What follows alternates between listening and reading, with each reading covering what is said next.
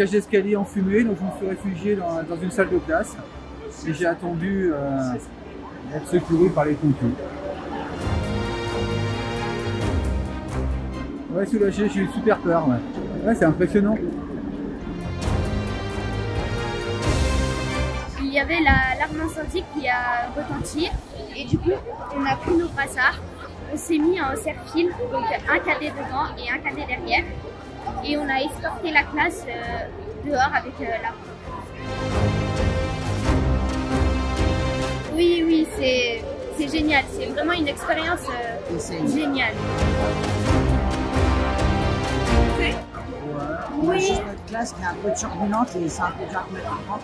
Mais sinon, ça s'est bien passé. On a eu aussi une élève qui a fait des crises d'angoisse, mais on était là, on les a espacés et après il y a un pompier qui est venu pour la calmer. Donc nous sommes intervenus sur un exercice sur l'ensemble scolaire Saint-Louis où il a été simulé un feu de chaufferie avec une évacuation générale de l'établissement, donc 553 élèves et 52 personnes encadrantes. Et du coup, nous, sapeurs-pompiers, nous avons joué notre rôle en allant faire l'extinction du sinistre et en gérant la propagation des fumées. Tout s'est bien passé, donc nous sommes arrivés, il ne manquait qu'une personne à l'appel que nous avons sorti rapidement, qui se manifestait au premier étage, donc grâce à notre moyen élévateur, nous avons pu l'évacuer rapidement. Et ensuite, le feu a été traité très rapidement. Alors il faut savoir qu'à Saint-Étienne notamment, on fait régulièrement des exercices comme cela.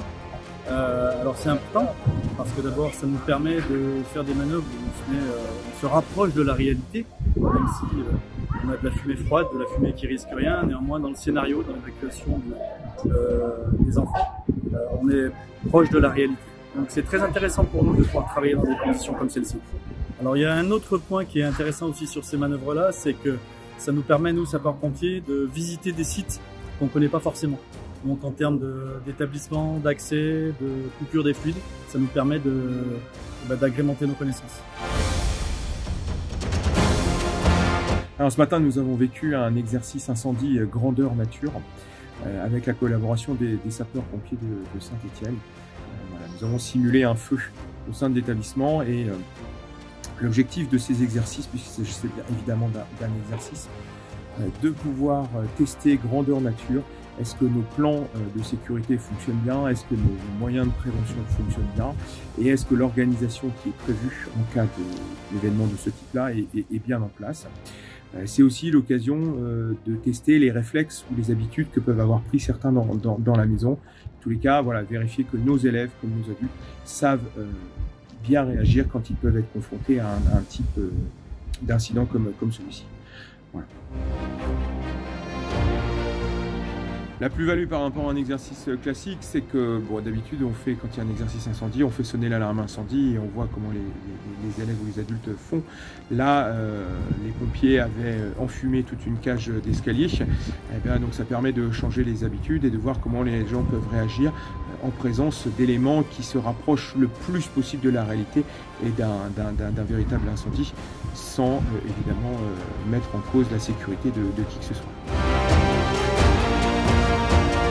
L'exercice était prévu, nous étions quelques personnes au niveau de la direction à être au courant de cet exercice-là. Sinon, au niveau des autres adultes de la maison comme des élèves, cet exercice était absolument inconnu.